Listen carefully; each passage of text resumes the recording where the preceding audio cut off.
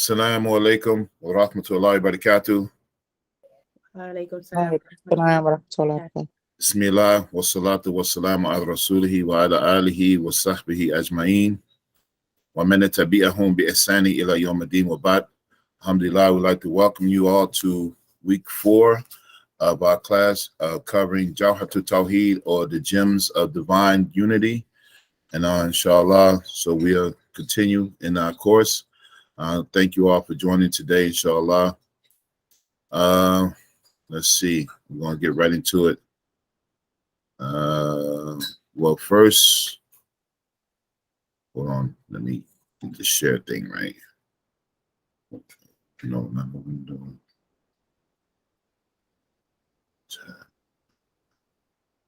Okay.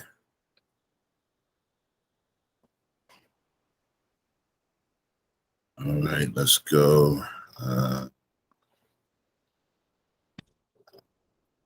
This right.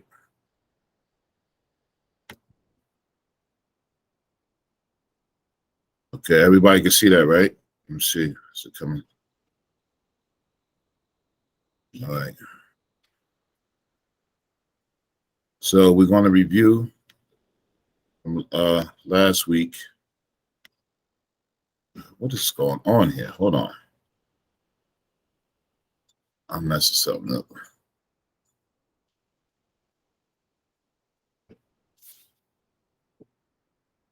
Hold on. Let me try this over again. Technical difficulties. Just wait. Hold on.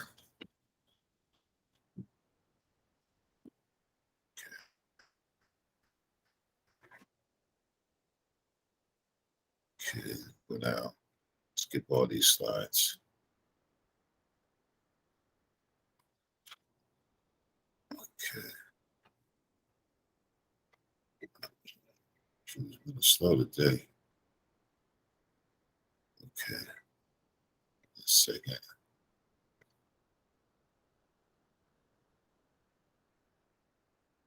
That.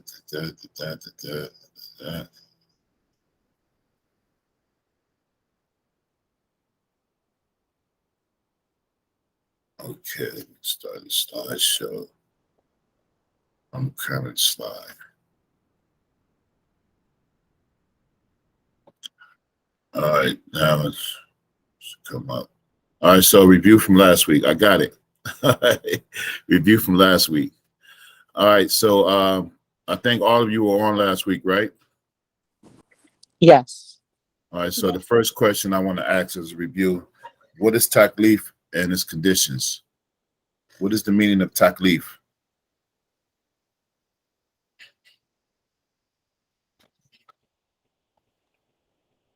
Huh?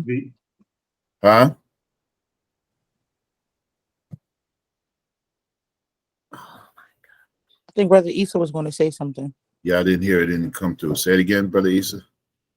Be legal responsibly, Islamically legal responsibly. And yes, responsibility. Okay, I wasn't supposed to hit that screen back, but all right. But what are the conditions for the one who is mukallaf when they have the age of responsibility? We mentioned some things. I'll give you the first one. They should have Bulugh. sound intellect, Yes, maturity. sound senses. Maturity. Yeah, bulugh. Not mentally disabled. Yeah. Able that's to part of sound call senses. to the proper message, sound senses. Yeah. Not blind or deaf. Yeah, so the one who is mukallaf, the one who has reached the age of maturity, and we know the signs of that is, for a boy, nocturnal emission, pubic hair, voice change, or the age of 15, and for the female, it is the cycle. And then also, in addition to that, that's maturity. Then there's the aql, having intelligence, having the proper Islam reach to them, and having sound senses. All right, so that's when a person has taklif. All right, and so we mentioned something about wajib last week. What is wajib when we're talking about Akida? We know wajib has a different meaning in fiqh. So it's things that are necessary that the mukallaf has to know in order to work. Huh? Things that are necessary to know about Allah. Yeah, Allah. everything that is necessary to know about Allah subhanahu wa ta'ala. Good. So that was the meaning I was looking for. All right. So it's all the same thing. Okay. All right. Now we had 3 terms. We talked about wajib, we talked about jaiz, and in the book that we're using, he used mumatani, or and well, we usually use the word mustahil. What do these mean? What do these terms mean? So wajib is what you have to know about Allah. Jaiz is what is possible, or what is like what is necessary or possible. Mm-hmm. And then mustahil is Mustahil. mustahil is what is impossible. Okay, now how are these connected to the rational mind? In terms of like which dalil is it? No, look for something else. Okay. But like mustahil, the mind can't comprehend, the intellect cannot comprehend something like that. The mind can't comprehend it being like non-existence. Like the mind can comprehend existence, but it can't. It is impossible for the mind to comprehend non-existence. So it's the saying that the absence of them is impossible, and the opposite of them is is necessary in the No, wait a minute. You got to get it. The absence of them is impossible, and Not impossible. The absence of them is what in the world? The absence of them is something Inconceivable. inconceivable, and the opposite of them is impossible. Yes. Okay. Thank good. you for the help. All right. All right. Okay. What is taqlid? Taqlid is when We gave a linguistic meaning and a technical meaning. Blind following. The definition you want. The one you got on your mind. When you said that taqlid had a meaning of like a necklace. Yes. And so taqlid is when someone and you said something about I shouldn't say that. You said that you didn't necessarily like the meaning of blind following, because it's that they're following someone who it's almost like they're following someone who is Qualified. like they have knowledge. They have a blind following has an implication of like the blind leading the blind. So yes. That's what I'd be thinking of. But really, blind following is imitation. But taqlid is also meaning, we said linguistically, it means like when you put the gird or the thing around the horse. That's what the word comes from, to guide the horse where it needs to go. So when you're making taqlid, the person who is leading you, they know what they're doing. So it's not like the blind leading the blind. So taqlid is the word kilada, which means necklace, but taqlid means to imitate the trusted authority with knowledge. Or another meaning, as Mr. Bay is going to present to us, or Brother Issa. I got 2 esteemed sheikhs with me, so makes my job easier. It would be taking the stance or the viewpoint or following somebody who knows the proofs that you don't know the proofs yourself. Right. Good. So taqlid is following a person and you don't know where they got their proofs from. So this is the next thing. All right, everybody clear on what taqlid is? Mm-hmm. So you'll see blind following, but no, that doesn't mean like blind following. The word I really like is in the simplistic meaning is imitation. And then you're imitating someone who you trust their scholarly authority, right? All right, so here you fill in the blanks. Taqlid is allowed in matters of blank, but not in matters of blank. Matters of fiqh, but not matters of aqidah. Yes. Issa, I think you're gonna have to exit from the class. You're not gonna be, you know, you're already shining bright, brother. You're just going. Wait, I feel like I don't have that from last week. I didn't have that either. Yeah. You Don't know make what? me. I had to go do damage control with the people in my house. So can I copy that real quick? I'm sorry. You absolutely can. But don't make me go back to the previous slides and show where I showed it. So I don't want to embarrass nobody. You understand? I'm looking. Yeah. Now this last line, I actually is not ended, but we talked about it. So then, It's allowed so to matter the fiqh, but not Yeah. Akida. Right.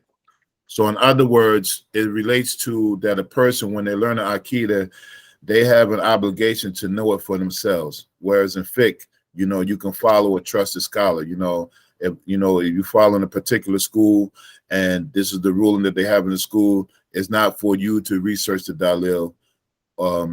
It's for you just to follow because you trust that authority because they're the experts in it. You know, but in Akida, you have to know for yourself. And there's some we also discuss about, can a person, can they make taqlid in Akida? Even though they shouldn't do it, can they do it? We mentioned something specifically last week, if you all remember.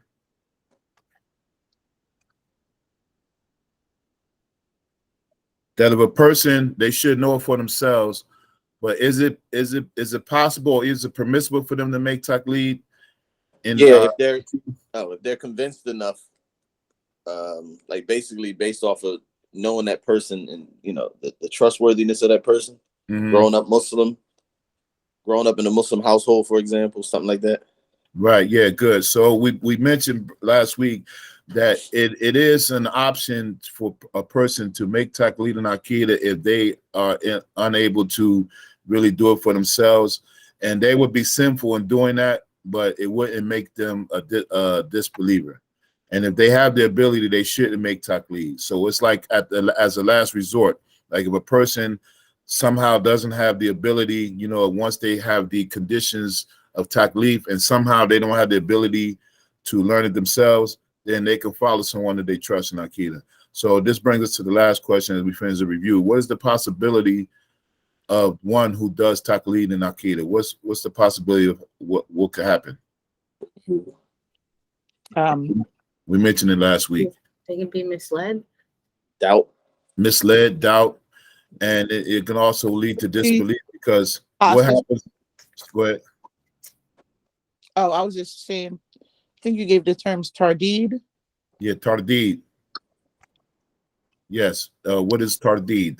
It's uncertainty, and it can lead to apostasy.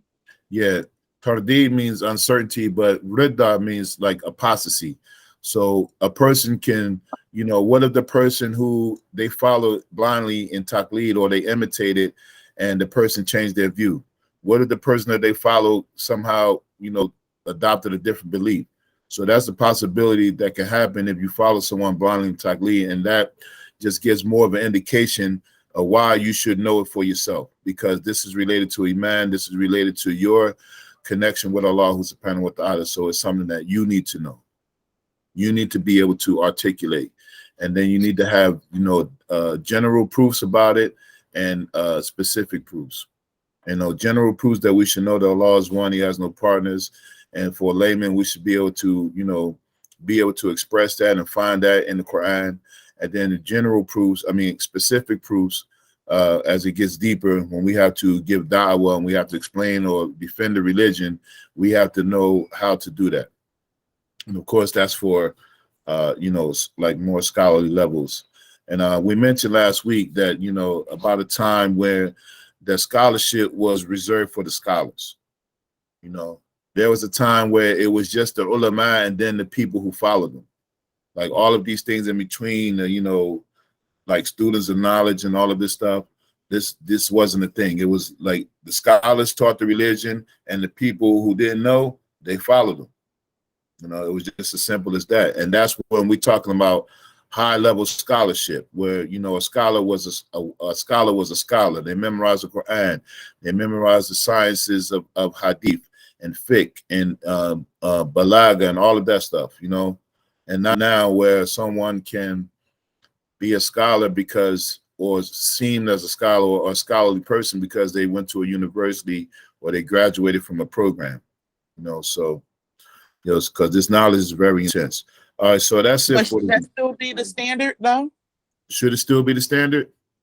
It is technically, like, you should at least have, well, not at least, but have the Quran memorized. And Yeah, absolutely. I mean, but we're just living in a time where if someone knows, if they know a little something, people take them as scholars, but they're not really scholarly according to what scholarship is, And we have a rich legacy of, we've done reviews in other classes where the scholars would memorize the Quran and, memorize 100,000 hadith as a minimum, with the chains, and all types of other stuff that they used to do, and those kind of people are not really around today, but it is possible, I mean, we have hufad of the Quran, all over the world, but then we talk about all of these sciences of Islam that people should know to be like a bona fide scholar, So we ask Allah to increase us in beneficial knowledge.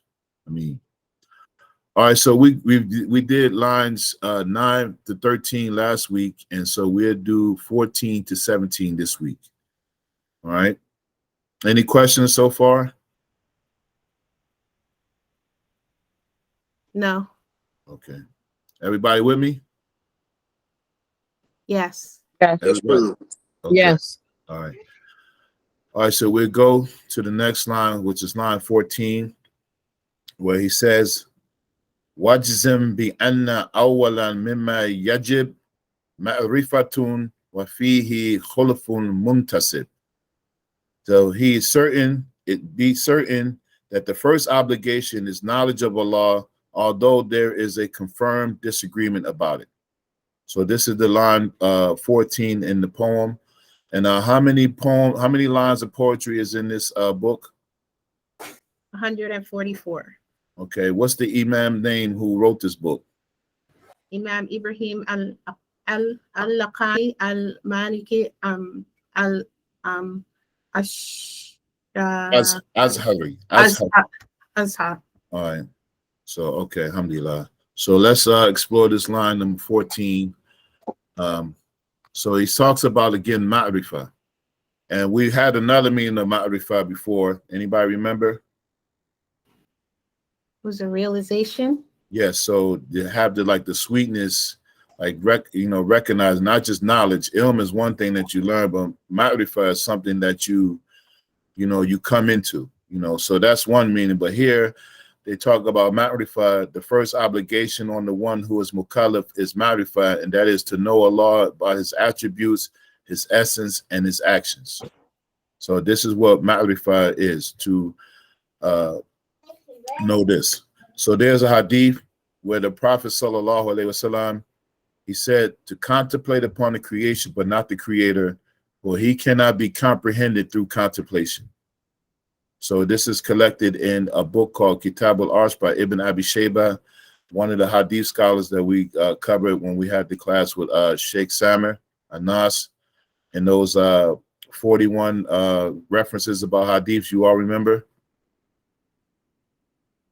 Yes. Yeah. Okay, so one of the narrators was Ibn Abi Shayba, hadith collections. Anybody know the name of it offhand? There's a trivia. I know Brother Isa knows. The explanation of Baykuna, the poem? No, it's called the Musannaf of Ibn Abi Shayba. All right, good. All right, so here, ma'rifah is when you know Allah, is to know that you don't know him in full, that you don't know him, you can't really comprehend Allah's essence. And so this is the statement of the Prophet ﷺ, that just contemplate on the creation, because you won't be able to get past the creation, and that is true ma'rifah, to recognize what Allah created in his put in his creation as perfection, you won't be able to get past that when you think about it. So how will you be able to contemplate a law? Because then it can lead you to certain things, to imagine things in your mind that, you know, a law would be different of, you know. So I like the statement of Abu Bakr Siddiq. He's saying that knowing that one is unable to perceive him is perception. And another word he said, I read it before, it says that your inability to comprehend the law, that is your comprehension of him. So ma'rifah is knowing that you can never fully comprehend the law. And when you think about that deeply, that's like, woo. You know, we can't even really, understand the law's essence. And we see his creation that we can't even figure out. So just, it's not a place that we should go to in trying to figure it out. Because we live in this time, we got to know everything. We got to have all this information. And some things just we don't need to know. They're evident in and of itself, So Allah, his essence is already, his magnitude, his greatness is already recognized by his creation. So if you can't get past the creation, how are you going to really know Allah subhanahu wa ta'ala? Because the creation is going to put you in awe. Imagine what it would be for Allah, So then we have a statement by Imam Junaid al-Baghdadi. He says, no one knows Allah except Allah. La ya'rif Allah illallah. That no one really knows Allah except Allah subhanahu wa ta'ala. And so that means we can never really fully comprehend Allah subhanahu wa ta'ala, and therefore how we get ma'rifah, this realization is really paying attention to his creation. And so here in the line of the poetry, he said, confirmed disagreement, that there was a disagreement from the scholars about what is the first obligation for ma'rifah. Is it knowing that Allah exists, or should you know the proofs that Allah exists? And there's about 12 points of discussion about that. So one of the most sound views is that a person knowing that Allah exists is ma'rifah, and then you just build on it. Because if you think about it, when you recognize that there's, just imagine before we became Muslim, we learned about Allah. You recognize that there's something greater than you, and you learn it from a very early age. It doesn't take much thinking to realize that when you look up in the sky and you see the clouds and you see things grow, and that something is responsible for it, and that it didn't just come about, that your rational mind tells you that before you even know about any proofs. So that's kind of the argument between scholars. And then, but then again, one of the proofs is that you see the creation. That is a proof to knowing that Allah exists, And but then there's an argument from people, like atheists who try to dispel all of this stuff. So when scholars in the Ashari school and the Maturidi schools, they cover all bases when they talk about Aqidah. So this is stuff is going to be for all times. All right. Any questions on that? No. So here, the first obligation for the one who has all of those conditions of mukallaf, which is taklif, responsibility, that know about Allah and his attributes, his essence, his attributes, his sifat, and his af'al, his actions. All right. So when we talk about Allah, that he is absolutely unique in these three categories, and his sifat, and his af'al. All right. And so I put the dates, the scholars when they died during the Hijri year that they passed. So that is something that you need to know. This statement from Abu Bakr might come up again. I forgot the date of Ibn Abi Shayba when he passed. I have to put that in. Remind me next week, inshallah. All right. We can go to the next slide. Everybody with me? Yes. Yes. Yes. Yes. All right, so the next line is line 15. He says, Fandur ila nafsika thumma takili lil alimi uluwi thumma sufli. Say, so reflect, Fandur, so reflect over your own selves, and then reflect over the celestial and terrestrial realms. All right, so we're going to get into this line. I was supposed to send you all the poem recited. You know, when you hear this poem recited, it's like it's a beautiful flow. I'm not even going to attempt to try it because you know I'll botch it. I'll stick to my corny 87 rhymes. You know that I try to do every once in a while. Okay, so here we're going to discuss line 15. So he started first. So look, Fandur. So here the word nether. The nether means something to look, but here in the context here it means to perceive something with the faculty of sight, basar, and contemplation, tafakkur. And then in that perception and contemplation, that your soul is supposed to be stirred through the intellect. So in other words, when you think about this contemplation, this ma'rifah that you're trying to achieve, and you know, pondering over Allah's creation, how great it is, how magnificent it is, and then you know, being in awe of the one who created it, you know. So he's saying to look, if you want to get more confirmation, if you want to get to this level of ma'rifah, then look at, and then he says, look at yourselves. You know, the more you reflect, the more you respect, and the more you connect.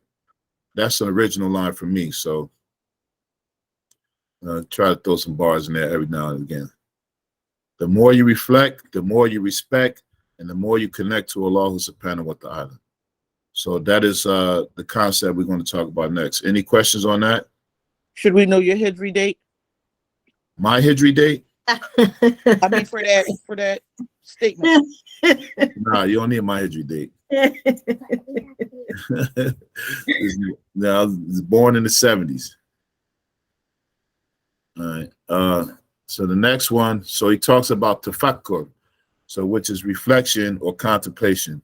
So just here a few notes about tafakkur. So we have a quote here from Imam Ahmed Mashhur al-Haddad, who died in the year 1416 after Hijri.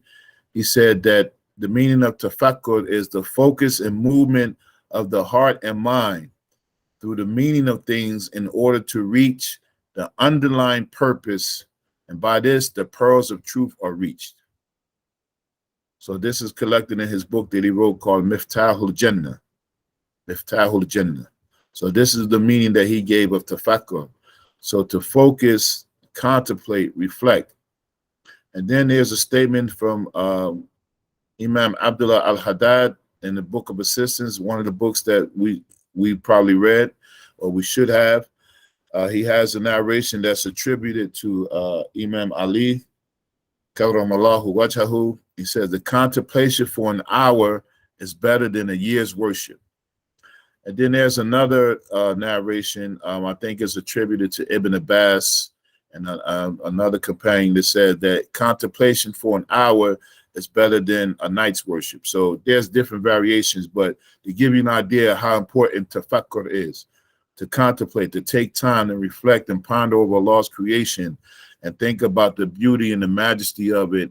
And, you know, and then thinking of yourselves, you know, and this is what, and he's getting up to, this is how you get ma'rifah. This is how you get to this realization, because when you get ma'rifah, then the knowledge that you learn helps you to be convinced about the one that you're worshiping. And that's what this is all about. That when you have iman, is to be convinced about Allah subhanahu wa ta'ala. How can you be convinced about Allah? You know, he can't be seen. He has no image. You know, he's not constricted by time or place. So how do you know him? By his creation. So you have to have this tafakkur, contemplating on the creation. So it was a saying I got from one of my teachers, says, tafakkur to the heart is like a lamp to a house. So that's what tafakkur does, you know. For your heart, it gives your heart light because it brings comfort and solace to the heart when you contemplate on Allah's creation, and then further than that, you think about the one who created it, you know, and that helps you to be connected. So when a person takes this, you can see how it will take is the equivalent of a year's worship or a night's worship, because taking this moment to really reflect, you know, if you take an hour and just think about favor, you think about creation, you think about every breath, you think about all of this stuff that Allah subhanahu wa ta'ala created without the need to do so, that it increases you in this ma'rifah. And then when you're learning sacred knowledge, it starts to put it together. So you're not just learning knowledge for the sake of learning knowledge. You know, you're not, you know, like in the modern world, we're learning knowledge because we got to get certifications, we got to get degrees, we got to have all of this stuff. But we're learning something that will enlighten our heart and then bring us closer to Allah subhanahu wa ta'ala. All right, any questions on that? No. So he's talking about tafakkur, contemplate. So look, and then he talked about when he says fandur linafsik, look at yourselves. So he used the word here, nafsika, yourself, and the meaning of your nafs is your being or your essence, your that. Reflect on what can be perceived and reflect on the states of your being. All right. So when you're taking a look at yourself, you know, you're looking at your essence, and you're looking at your what's called ahwal, or your states, your hal. You know how we say kayfa haluk. You know, we hear this often when we give greetings, right? Assalamu alaikum, wa alaikum salam. Kayfa halik. You know, you say how is your state? You know, so you ask somebody, how is their existence? You know, so I mean, in English we say, how you doing? How's everything with you? You know, how you feeling? How is your state? How is your hearing, sight, speech, length, width, depth, contentment, anger? So here, whiteness, redness, and blackness means, you know, whiteness being bright in your mind and your spirit, and redness is like, you know, being, you know, like sad or anything, and blackness is in like sorrow or and like depressed. You know, all of these are states, and also knowledge and ignorance, faith, disbelief, delight, pain. All of these are part of your ahwal, part of your states of yourself, that you should often reflect on these things and look at, you know, and then even deeper than that, look at the things that trigger you, look at the things that make you sad, look at the things that lead to depression, and then examine some of these things when you examine your state, and then it helps you to start looking at yourself and start to develop yourself. And of course, we know that's also the extension of tasawwuf, is for us to, you know, really look deep at ourselves, inshallah. Okay, someone else is trying to get in class. All right, so here he says that he reminds us that if you really want to get ma'rifah, then start taking a look at yourself. And then there's an ayat from the Quran, and in yourselves will you not then see? So the more you reflect on yourself, you start to notice that, you know, all of these great miracles that Allah gave you in yourself. And he starts, you know, look at yourself, because that's what's close to you. That's what you can understand first. You know, you can look at, you know, how your hands, you know, move, and your feet and your body. And, you know, and this is something that all of us do. We look at ourselves, and especially when we get older, we start looking at, you know, our appendages and stuff, and, you know, how our weight changes, and, you know, losing hair, and, you know, all this kind of stuff. So you're always reflecting on yourself anyway. So this is saying, take a deep look at yourself, and then understand where you came from. Allah subhanahu wa ta'ala brought you forth from creation, you know. So then the next statement is from Imam al-Kushairi, who wrote a book called Al-Risala. That's a book on tasawwuf. He said that the one who knows himself knows his Lord. The one who knows himself knows his Lord. And the meaning of that is the one who recognizes himself with regard to his contingency and need, then he knows that his Lord is not preceded by anything and is free from need. So in other words, when you start to recognize yourself, to know you came from a sperm drop, you had a development, you came from a clot of blood, you came from a point where you couldn't even talk, you didn't even know your own existence, and then you started to walk, and you know how to feed, you know, you were fed, and you know how to feed yourself and put your clothes on, you know. And when you understand this, then you understand that contingency, the huduf, means something that occurred. that you were an occurrence, you know, that you came into existence and that you had a beginning, you know, and there was a time that you didn't exist. So it's just to reaffirm this idea that, once you know that you have a beginning, you know, and you're going to have an end, you know that Allah is not like that.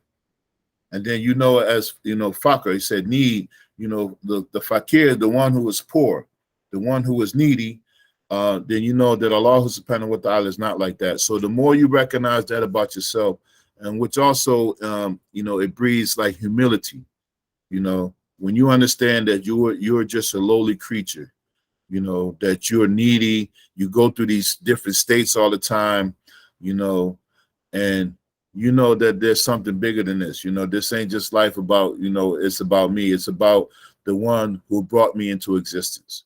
So this is that line of poetry. Take a look at yourself. So once you really start take a look at yourself, then you start recognizing more about Allah subhanahu wa ta'ala as an indication. All right. Okay. Sorry. You said the meaning of hudooth can also be like an occurrence. Yeah, that's something that happens because of something else. You know, so like Allah's existence, one of his attributes that we believe that he is mukhalafa lil hawadith, that he is opposite from things that occur, that Allah doesn't need something, he didn't come into existence by something else happening. Like our existence or coming into existence was based on something else. Like two people had to have intercourse for us to come into existence. So Allah subhanahu wa ta'ala, he always existed. He is, you know, he is opposite of occurrences. Like nothing that happens before him or affects him. You follow what I'm saying? Yes. So huduf means like contingency or occurrence. All right, any other questions? No. No. Okay. So here he's saying that if you want to, the way you start with how to ma'rifah, really knowing Allah, is to take a look at yourself, and not you know, you don't see Allah in yourself, but you recognize, you know, your limitations, but also the greatness of your creation, you know, in your brain and how your whole body works and all of the stuff that they're even discovering nowadays, the remarkable healing powers of the body, and, you know, how you only can use 10% of your brain and all that, well, most people and stuff like that. I think Brother Isa, the two Isas, they're exempt from that. I think they use about 90%. Is that right? Not No. me. They being humble. They recognize who they are, you know, because they're getting closer to Allah. Alhamdulillah. All right. So any questions there? No. No. Okay. All right. So then he talks about the realms. He said the alam, al-ulawi, and sufli. So once you take a look at yourself, because, you know, that is what's closer to you, you pay attention to your surroundings, then you start looking around in the creation. So in the word he uses alam. So the word alam means the worlds of existence. And another meaning that is given is that everything other than Allah is something that is known as the alam. It's part of the worlds of existence. So we're talking about the galaxies, everything other than Allah subhanahu wa ta'ala is part of the alam, the worldly realm. And then he mentions in the poetry, so the ulawi and sufli. So ulawi, or the higher realm. So when you start looking at the celestial bodies, the stars, you know, you think about, you know, Allah being established on the throne, not literally, of course. You think about all of, you know, just look in the sky, the moon, the sun, all of the celestial bodies that you marvel at, the rain, the thunder, all of that stuff. And then the sufli is the lower realm, like the minerals, oceans, lands, animals, you know, all of this stuff leads to ma'rifah once you start really paying attention. You know, all of these things are in existence, and you recognize that they had a beginning as well. You know, where did they come from? You know, and isn't that like a question that children ask, will like start asking you where things come from? You know, that age of children, they start asking those questions you can't answer. Mm-hmm. Like, and you'd be stumped. You'd be like, man, the kid stumped me with one question. But where does this come from? you know, and if you all had children, you remember the time when they asked those questions back to back, and you be trying to redirect them because you don't know the answers. Yeah, so but then we start reflecting on the realms, the earthly realm and the celestial realm. And then I got this quote from Jalaluddin Rumi. This is very powerful. Everybody know he was a poet, a very deep person. In some circles, he was very misunderstood, you know, but he has some deep poetry. So he said, where there are questions, answers will be given. Where there are ships, water will flow. Spend less time seeking water and acquire thirst. The water will gush from above and below. So in other words, you know, don't contemplate too much. Just like it says, acquire the thirst and the water will come, you know. Just make sure that you're thirsty, like seeking this ma'rifah, and Allah will make it apparent to you. But stay focused on the ma'rifah and pondering and tafakkur and, you know, just examining everything and having a deep thought about the creation. And that is a means to get closer to Allah subhanahu wa ta'ala, you know. So that was, I thought this was a pretty good quote from Jalaluddin Rumi, that you acquire the thirst, the water will gush from above and below. So in other words, don't look for the water. Don't look for all of these things that you think you need to know. Just, you know, be content that, you know, that Allah subhanahu wa ta'ala, as we mentioned in the previous slides, that you will never be able to recognize his that. Your inability to comprehend him is your comprehension. That's the thirst, and then he will give you more comprehension. You follow that? Yes. Okay. All right. Any questions on that? No. Okay. All right. So the next line is line 16. He says, Tajid bihi sun'an badi il hikami, lakin bihi qama dalilun adami. You will find therein a creation of unique perfections, yet in it resides the evidence of non-existence. The evidence of non-existence. All right, so we're going to explore this line, inshallah. All right, so when here in this line, he says that once you do all of these things, you have tafakkur, trying to reach ma'rifah, you have tafakkur, reflection, you have another, you know, perceiving things, and then you look in the creation that you realize that it's a perfect creation, and that we are experiencing an astonishing creation of creative perfection, all indicative of the Creator's perfect knowledge. So all of these things, they happen as Allah subhanahu wa ta'ala, you know, that he wrote eternally with the pen for everything that's to come into existence. He said it by be, he commanded the pen to write, and everything that we know is existence is from that command. And this perfect order of everything is just, you know, once you think about it, like wow. I had a picture I forgot to put on here, but somebody sent me a picture. There's this guy on Twitter. His name is Paul Williams. He's from the UK, and I think he's like that. He has like Muslim guests on the show, and I think he's Muslim, but it's like he has. You could tell he came from a very you know, religious background, and I think he was like a Catholic or something. But I think he's Muslim. But he shows, yeah, he's always having these references like from the Quran about creation. And if you look on his page, like he always puts up these pictures about the creation, like refuting, I guess, people on his page, like this couldn't have came from anything. So it's like TAFAKKUR. So he put a picture up about it's like it was a beetle that they found in Costa Rica, and that it looks like it's looked like a silver bullet. It looks like it's silver, like the metal, but it's a beetle, you know. And then he's like, how can something like this, you know, just come about? And then, like, for instance, you know, he had a picture of an octopus when the octopus is first born. Like, it's just like a small replica of itself, fully developed, you know. And it's like when you see these remarkable things of creation, it makes you reflect more. And then, you know, you start to realize that, you know, these things didn't just come into being. So that just dispels the concept of, you know, evolution, that this stuff just came from nowhere, you know. So then in this line, it says, when you reflect on this stuff about the creation, here's a statement from Imam Ghazali. This is in his book of Tawheed. He said that there is no possibility for the world to be better than how it is. So meaning that the time that the world was created, that it was already a perfect world, you know. And you often hear this say, you know, hear the saying, in a perfect world, da da da da da. You know, Allah made the world perfect, and now people have messed the world up in trying to make it a perfect world.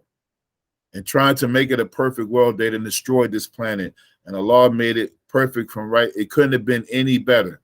And them trying to, you know, do it, it just so blunders, you know. And so one of the things that makes the creation different, you know, that how Allah is different from his creation, one of the biggest signs is change. So change indicates a state of non-existence. So if something changes from one thing to another, one form from another, it also means that that thing was in a state of non-existence and it came into existence. So that's what makes some, you know, a creation, and that, you know, that it came into being, somebody brought it into being, you know. So in that line, he's saying to, you know, more matter for how to do it is just to look at a perfect creation, and that no one can take responsibility for it. And because Allah subhanahu wa ta'ala is the one that created it. All right. Any questions on that? No. Okay. All right. So we got one more line, and then we'll be done, inshallah. So he says, وَكُلُّ مَا جَازَ عَلَيْهِ الْعَدَمُ عَلَيْهِ قَطْعًا يَسْتَحِيلُ الْكِدَمُ. And anything for which non-existence is possible, pre-eternality is without doubt impossible for it. So in other words, that everything that if it's possible that it was non-existent, meaning that it went through change, then it couldn't be pre-eternal. So that it's impossible for something to be pre-eternal, because the only thing that's not the only thing, that Allah is pre-eternal, you know, without a beginning. All right. So here the meaning of that is everything for which perishing is permissible, it is definitely impossible for it to have pre-eternality. So embedded in this line, so you think about Imam al-Lakhani writing this poem in Ashuri Akida. So when you talk about Ashuri Akida, you know they go real deep in some of the things. And this is why when people who, if you hear certain people, when you talk about Ashuri Akida, they think it's a deviant Akida and they think it's philosophy. No, some of the things you have to put in context when Imam Abu Hassan al-Ash'ari and the kind of people that he was refuting, you know, some of this time is, some of the things that are mentioned are relative to the time that he was in. You know, for instance, you know about the group, the Mu'tazila. You all heard of the Mu'tazila? You know, now we can look at them as a deviant group, but, you know, there was a time where they had influence over the Muslim world, you know, for certain things that weren't really clear. And then you had like Imam Abu Hassan al-Ash'ari really taking on a responsibility of refuting some of the beliefs that they had, you know. So here in this line, Imam al-Lakhani mentions it's a refutation of the philosophers who believe that all the creation is pre-eternal, meaning that all the heavens and the earth and everything that came into existence was pre-eternal. But that's not the belief of Ahl Sunnah, that Allah is the only thing that's pre-eternal, and everything else came from a state of non-existence to existence. So that means Allah designed those things, created them, and the majesty of it is that he did it without any difficulty, without any effort. He commanded the pen to write, and all of this stuff that we know as existence is existence. And it's a beautiful creation that you can only ponder over more with discovering, and then it should make you think more about Allah. So all of this is a sign to get us closer to Allah. And this is why we find sweetness in worship. This is why we even find sweetness in hardships, because we know that all of this is not for nothing. You know, all of this creation that we enjoy, all of this creation that we explore, all we know that it's all not for anything, because we know that Allah subhanahu wa ta'ala is the one who brought it into existence, and it couldn't have been any more perfect. You know, and then when we the more we think about that, the more we connect to Allah subhanahu wa ta'ala, And that's one of the meanings of it, that Allah subhanahu wa ta'ala shows us all of this stuff to show us his might and his power, his majesty and his grandeur and all of those things, you know. And So I have a question real quick. I'm sorry. Yeah, So go ahead. would that go with one of Allah's attributes of being existing Yeah, so in this before? line he mentions kidam, to pre-eternally exist without a beginning.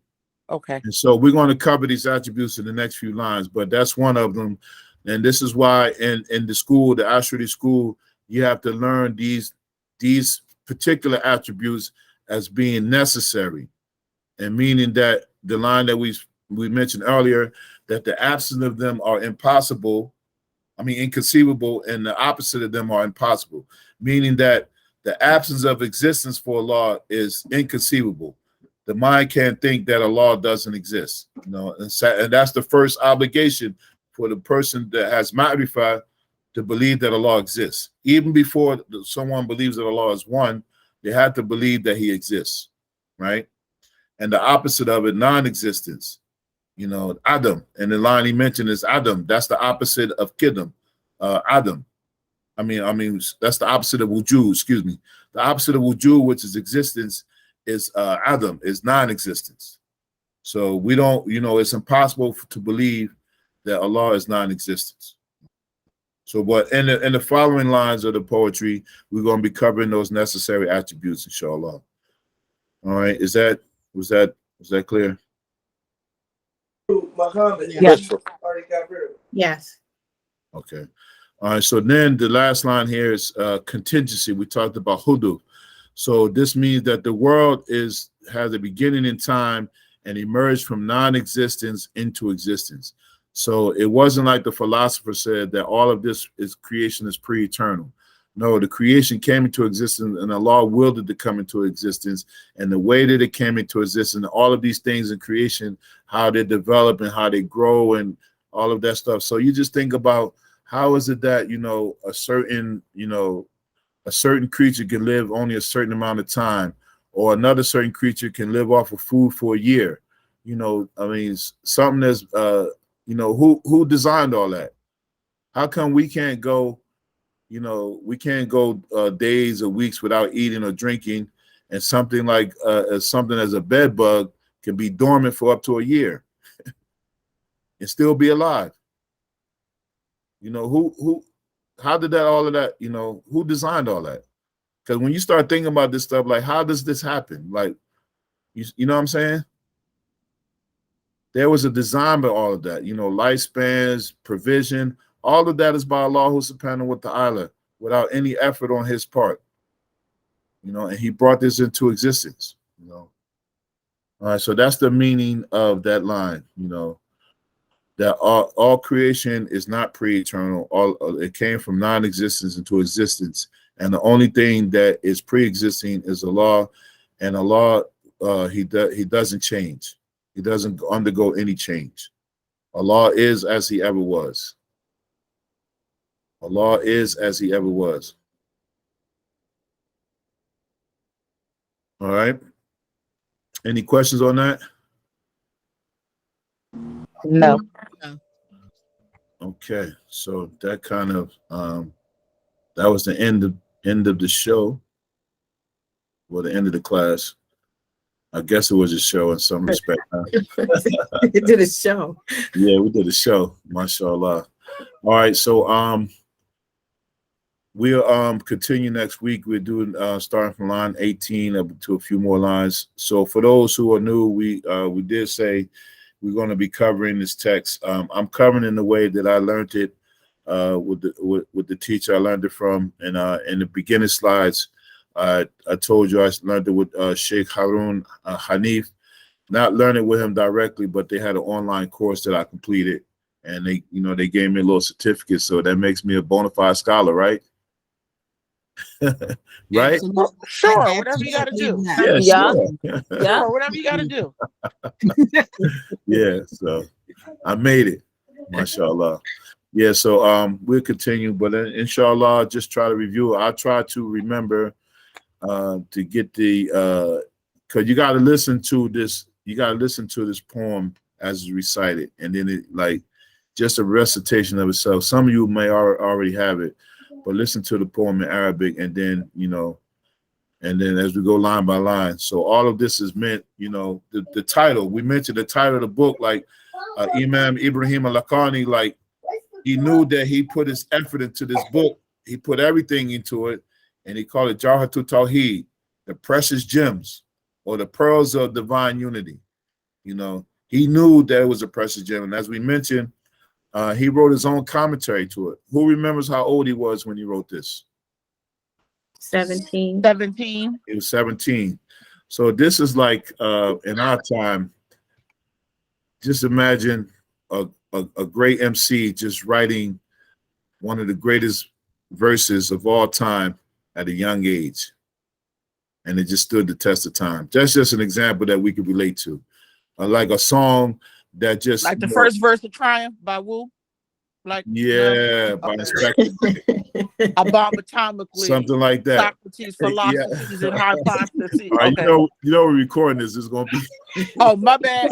I was just getting ready to say we're still recording. You gotta cut that part out. But that's one of the greatest verses ever in hip-hop. But that's a great example though. Like that verse will stand the test of time no matter who hears it. And nowadays they got these videos where they're playing old songs to like the new generation, and they hear these and they be like, whoa.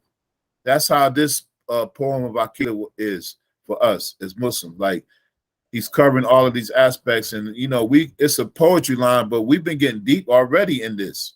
We've been getting deep already in the meanings behind these few words. So inshallah, it's going to get deeper. So hopefully everyone is enjoying the class, and I thank you all for attending, inshallah, and I appreciate it. And we ask Allah subhanahu wa ta'ala to make this gathering full of barakah and accept it from us, and to forgive us for any mistakes, and to increase us and make us inhabitants of Jannah. Ameen. Ameen. All right, so we'll conclude there, inshallah, and then we'll resume next week. Subhanaka Allahumma wa bihamdika ashhadu an la ilaha illa anta astaghfiruka wa atubu ilayk. Wassalamu alaikum. Wa alaikum assalam.